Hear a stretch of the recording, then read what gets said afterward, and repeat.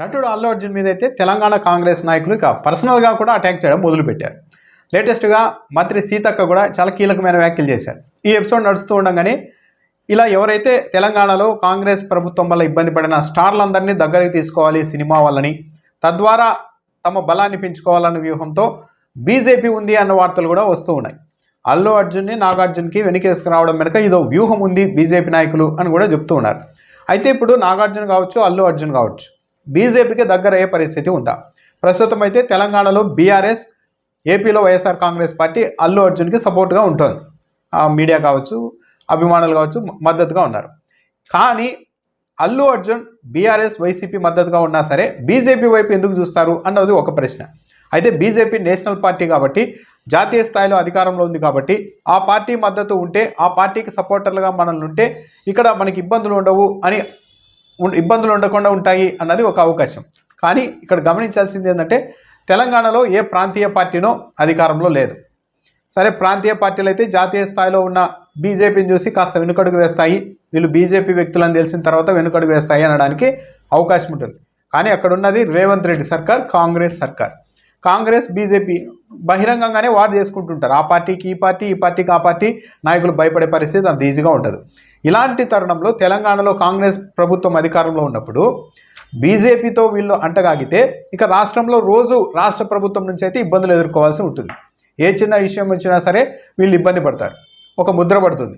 ఇక వీళ్ళ సినిమాలకు సంబంధించి కూడా రాష్ట్ర ప్రభుత్వ పరిధిలో ఉంటాయి కాబట్టి అనుమతులు కావచ్చు, ఇలాంటి బెనిఫిట్ షోలు, టికెట్లు పెంచుకోవడాలు, ఇవన్నీ ఇలాంటి వాటి విషయంలో చాలా కఠినంగా కూడా వ్యవహరిస్తుంది.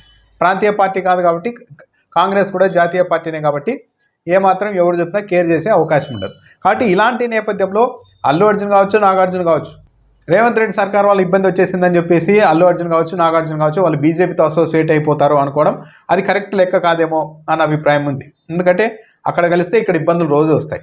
సినిమా వాళ్ళు సైలెంట్గా రాజకీయాలకు దూరంగా ఉండడమే మంచిది. యాక్చువల్లీ నాగార్జునకి రేవంత్ రెడ్డికి, అల్లు అర్జున్కి రేవంత్ రెడ్డికి పర్సనల్గా ఏమీ లేదు. కాకపోతే తాము సెలబ్రిటీలుగా, హీరోలుగా ఉన్నాం కాబట్టి తాము చిన్న చిన్న తప్పులు చేసినా తమ జోలికి రాకూడదు అన్న మినహాయింపులను ఏమన్నా వీళ్ళంతా ఆశిస్తూ ఉన్నారా? అది సాధ్యం కావడం లేదా తెలంగాణలో అన్న ఒక భావన అయితే ఉంది. ఇంక ఇలా పోతే అటు మంత్రి సీతక్క అయితే ఈరోజు చాలా కీలకమైన వ్యాఖ్యలే చేశారు ఆ సినిమా గురించి. పుష్ప సినిమాలో హీరో స్మగ్లరు, ఎర్రచంద్రం స్మగ్లరు, దొంగ, అలాంటి వ్యక్తికి జాతీయ అవార్డులు ఇవ్వడం ఏంటి అని కూడా ఆమె ప్రశ్నించారు. పోలీసుల్ని బట్టలు ఊడదీసి ఆ సినిమాలో చూపెడతారు, విలన్నేమో హీరోగా చూపించారు, ఎర్రచంద్రం స్మగ్లర్ని హీరోగా చూపించారు, పోలీసులనేమో విలన్లుగా చూపించారు, పోలీసు అధికారుల బట్టలు ఊడదించేలా చూపించారు అని కూడా ఆమె వ్యాఖ్యానించారు. ఈ సినిమా చూస్తూ మహారాష్ట్రలో ఒక గ్యాంగ్స్టర్ కూడా దొరికిపోయాడు అన్న విషయాన్ని కూడా మంత్రి సీతక్క ప్రస్తావించారు.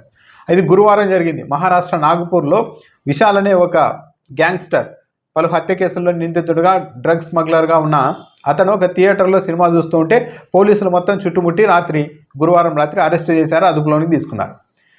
దాన్ని కూడా ప్రస్తావిస్తూ ఇగో ఇలాంటి సినిమాలన్నీ గ్యాంగ్స్టర్లకి, క్రిమినల్స్కి నచ్చే సినిమాలు తీస్తున్నారు, ఇదేం సినిమా అంటూ మాట్లాడారు. సరే, ఒపీనియన్ గౌరవించవచ్చు. కానీ మరి ఇదే తెలంగాణ ప్రభుత్వం ఇదే పుష్ప 2 సినిమాకి మన బెనిఫిట్ షోలకి, టికెట్ల రేట్లు పెంచుకోవడానికి, పెయిడ్ ప్రీమియం షోలకు కూడా అనుమతి ఇచ్చారు కదా. సరే, అప్పటికి మేము ఇంకా సినిమా చూడలేదు కాబట్టి పొరపాటున ఇచ్చామని ప్రభుత్వం వాదించుకోవచ్చు, ప్రభుత్వ వర్గాలు. కానీ ఆల్రెడీ పుష్ప 1 అనేది వచ్చింది. ఆ సినిమాలోనే అల్లు అర్జున్ క్యారెక్టర్ ఏంటి అనేది స్పష్టంగా అందరికీ తెలుసు. ఎర్రచంద్రన్ స్మగ్లర్ పాత్ర పోషిస్తున్నారు అనేది స్పష్టంగా తెలుసు.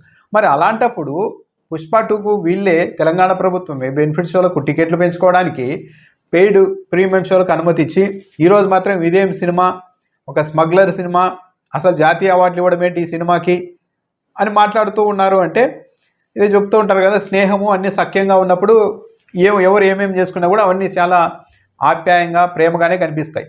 కానీ ఒక్కసారి డిస్ప్యూట్ వచ్చిన తర్వాత దూరంగా వెళ్ళి దగ్గినా సరే మమ్మల్ని అవహేళన చేయడానికే దగ్గారు, తుమ్మారని కూడా మాట్లాడతారు. ఇప్పుడు అలాగే ఉంది తెలంగాణలో పరిస్థితి. అయితే ఈ పరిణామాల తర్వాత హీరోలు, చిత్ర పరిశ్రమ ఏపీకి తరలిపోతుంది, మరో రాష్ట్రానికి తరలిపోతుంది అంటూ కూడా ప్రచారం చేస్తున్నారు. అది కూడా ఆచరణలో అంత ఈజీ అయ్యే పని కాదు. ఎందుకంటే ఇప్పుడు తెలంగాణలో రేవంత్ రెడ్డి సర్కార్ ఏదో అనేసిందని, ప్రభుత్వం కేసులు పెట్టేసిందని మరో రాష్ట్రానికి తరలి వెళ్ళిపోతే ఆ తర్వాత తెలంగాణలో కూడా వాళ్ళ సినిమాలు ఆడాలి కదా, వాళ్ళ బిజినెస్లు ఉండాలి కదా.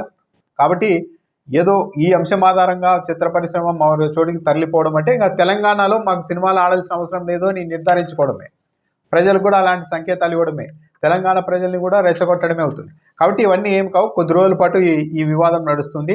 ఆ తర్వాత అంతా ఎవరి పని వాళ్ళు చేసుకుంటారు.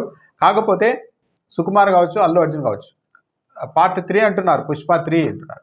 దాంట్లో అయినా కొద్దిగా సవ్యంగా సమాజానికి మంచి చేసేలాగా ఈ ఎర్రచందనం స్మగ్లర్ రెండు సినిమాల్లో ఎర్రచందనం స్మగ్లర్గా ఉన్న ఈ పాత్రను కాస్త సన్మార్గంలోనికి మళ్లించి 1000 టన్నుల ఎర్రచందనం స్మగ్లింగ్ చేసి అడవుల్ని ధ్వంసం చేసినందుకు కానీ ఈ స్మగ్లర్ పాయశ్చిత్తంతో మళ్ళా 1000 ఎకరాల్లో మళ్ళా మొక్కలు నాటించారు, వాటిని మహావృక్షాలుగా పెంచారు అన్న కనీసం అలాంటి ఒక సందేశాత్మకంగా లాస్ట్లో ముగింపిస్తే బాగుంటుంది. కానీ ఇలా ఒక స్మగ్లర్ పాత్రని పోలీసుల్ని, ఎస్పీల్ని బట్టలు ఊడిదీసి నిలబెట్టేలాగా, పోలీసుల్ని బ్యాగులతో కొనేసేలాగా, ఫోటో ఇవ్వలేదని చెప్పి ముఖ్యమంత్రుల్ని కూడా మార్చేసేలాగా ఇవన్నీ సమాజం మీద ఇంపాక్ట్ చూపుతాయి.